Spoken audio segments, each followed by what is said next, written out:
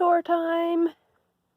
So we're going to start in the run, just because it's easier. Little bit of backstory behind this coop. It came with the property that we bought almost 3.5 months ago.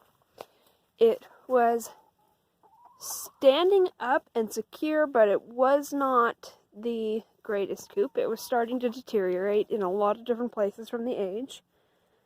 So basically I started fresh. I'm working with the structure that's already there, but I'm completely renovating it. Well, gonna have to do this coop tour fast because I hear thunder in the distance. My plan for out here, as you can see, not much has been done other than there's some deep litter method that's not that deep at the moment, but so my plan out here is basically those windows right there. I'm going to take out these panes because most of them are breaking and have already been patched a few times.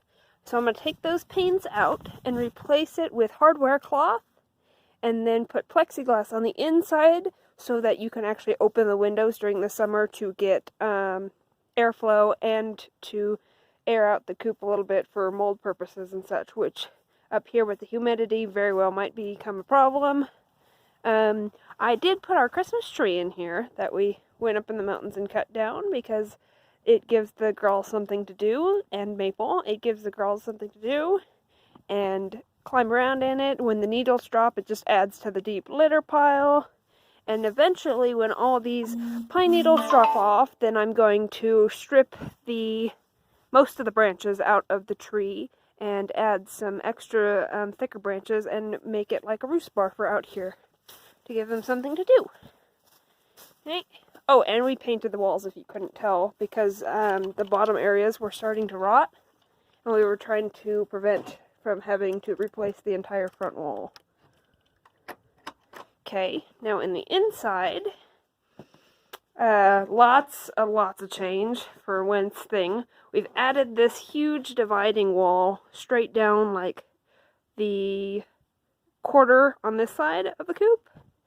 We just did chicken wire because that's what we had laying around from previous builds. And it doesn't have to be super secure because it's inside the coop. I've got it so you can latch it open and leave it open so the girls can play, or like today, they gotta stay in because we have an impending snowstorm. I keep it closed, but I can open that door to let some fresh air and sun in. Not much has changed on this side. Still lots of things to do, plans in place.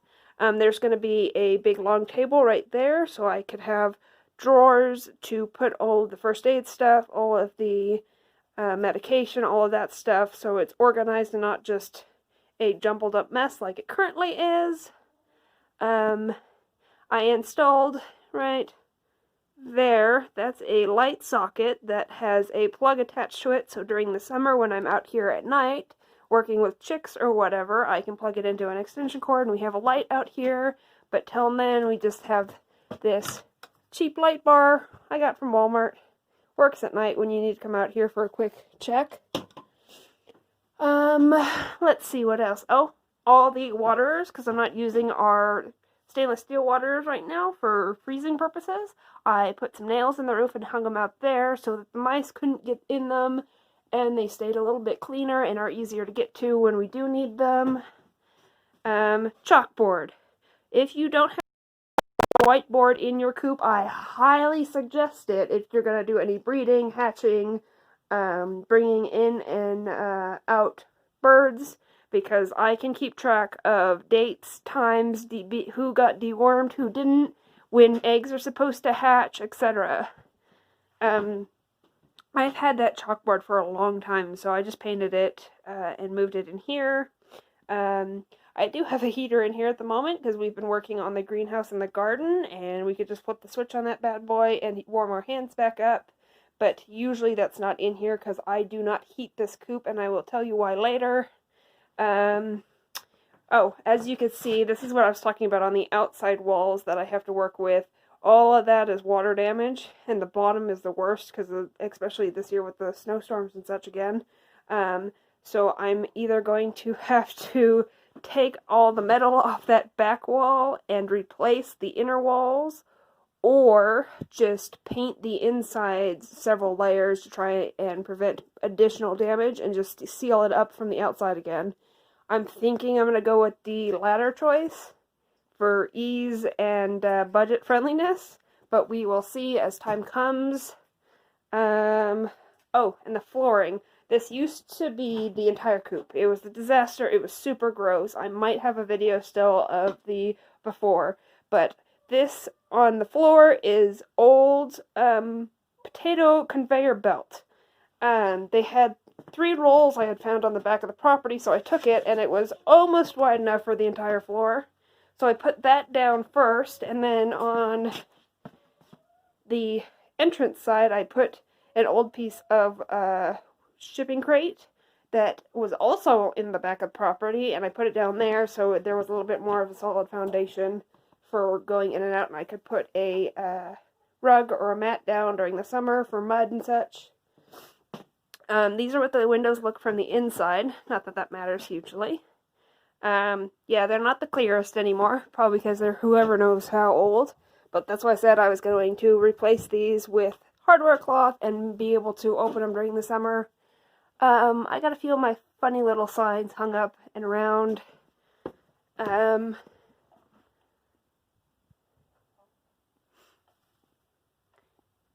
do have problems with cobwebs and dust majorly in here, but I noticed after painting this wall, the dust and cobwebs slowed down a ton.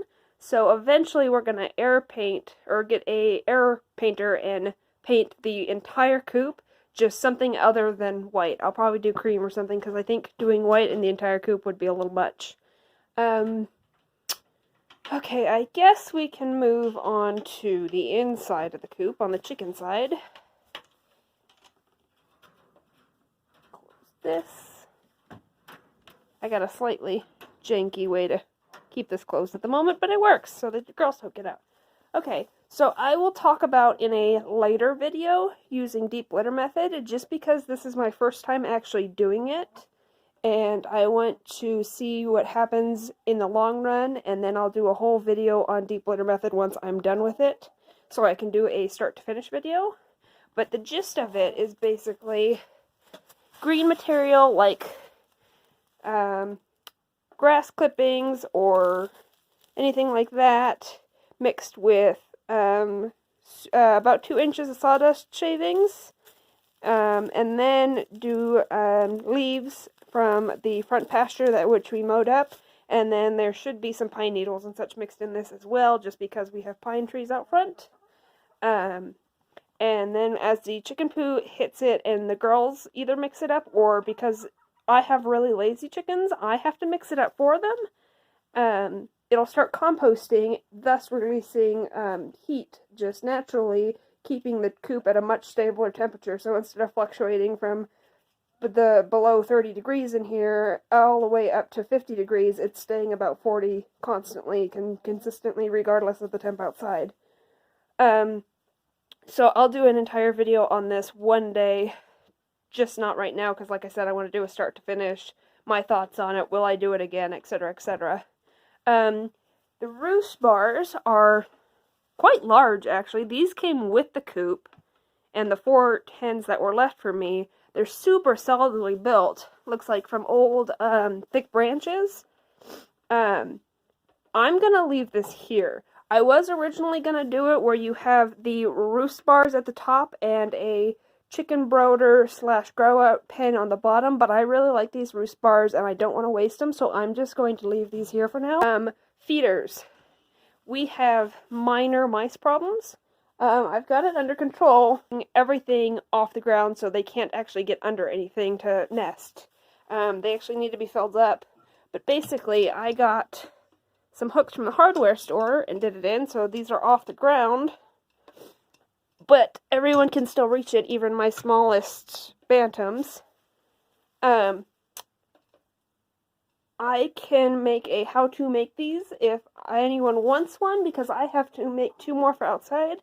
As during the summer, one of these will have a waterer, And the one over there will be the feeder, but like I said, because we don't use the metal waterers during the winter, I just did both feeders in here. On the topic of waterers, this is our winter water situation. It's not the most fabulous and genius, but it works, and that's what matters on a homestead. Basically, this is an old white storage tub, and we have a water heater for inside the water that doesn't heat it too much where it starts evaporating, causing moisture problems. It just keeps it above freezing temp. The only problem I have with this current water situation is it gets dirty extremely quickly. I have to come out here every 2 days to clean the water. But at least it doesn't have ice on it. Let's see what else. Oh, the nest boxes. I literally just built those yesterday. They basically costed me absolutely nothing other than the sawdust that's actually in them. All of this wood you see, both the 1x1s and the half by, I believe these are 4 inches, 3 inches, one of those. Those all, again, were in a scrap pile at the back of this property, so I just used all that scrap.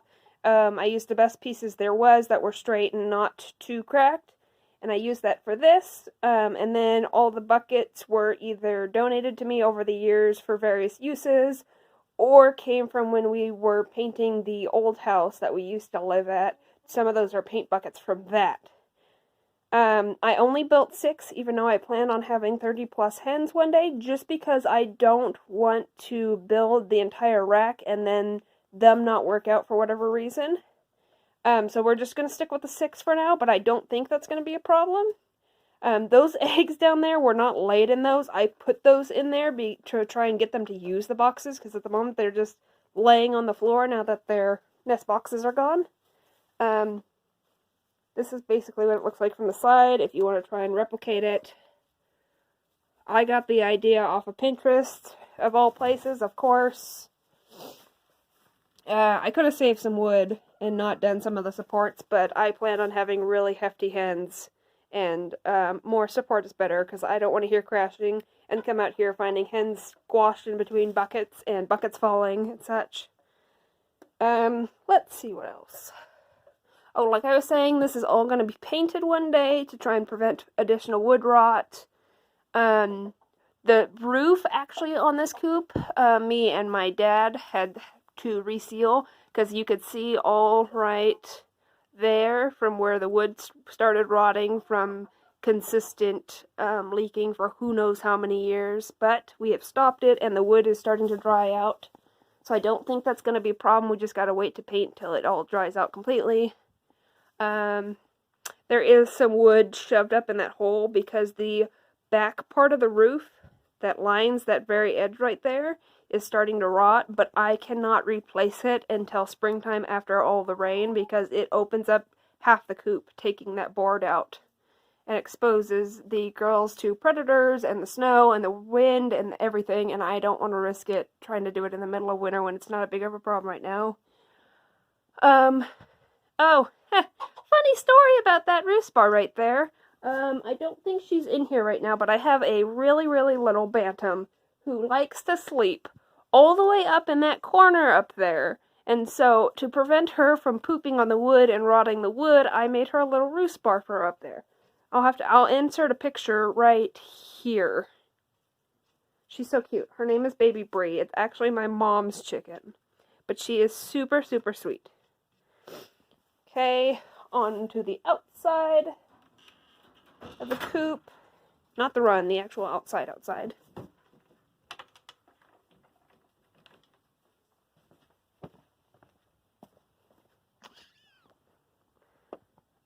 Yes, that door is starting to rot from the inside out. I'm looking for a replacement now, but until then, this was our solution to prevent it from rotting outside. We put 2 boards on the top and the bottom to make it square again and painted over it, and it works. The draft stopped coming in. The outside is all like a roofing metal. It goes all the way around the two sides and the back. Let me see if I could show you where I was talking about that rot.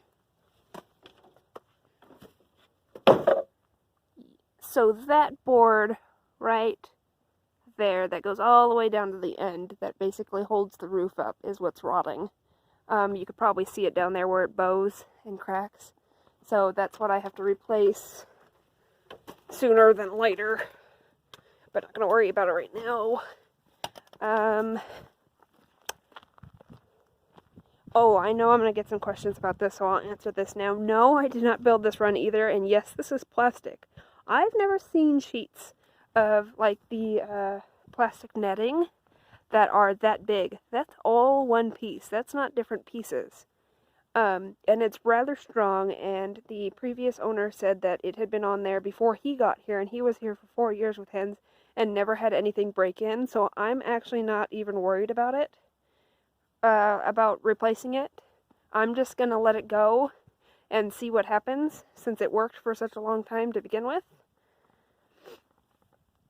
And it goes, you can see where it pops out here. They didn't dig it down as far as it should be, but that goes all across the bottom of that. So if I dug down in those leaves to show you, you'll see the plastic netting even underneath that.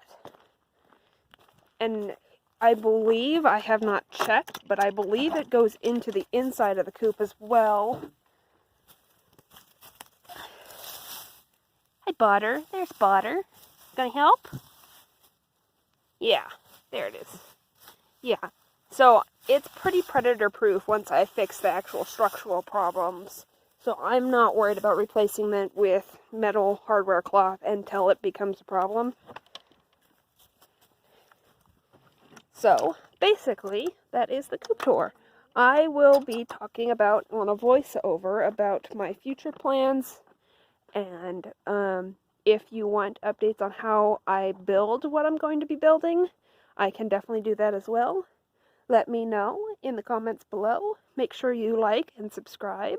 I seriously appreciate it, and I hope you have a wonderful day.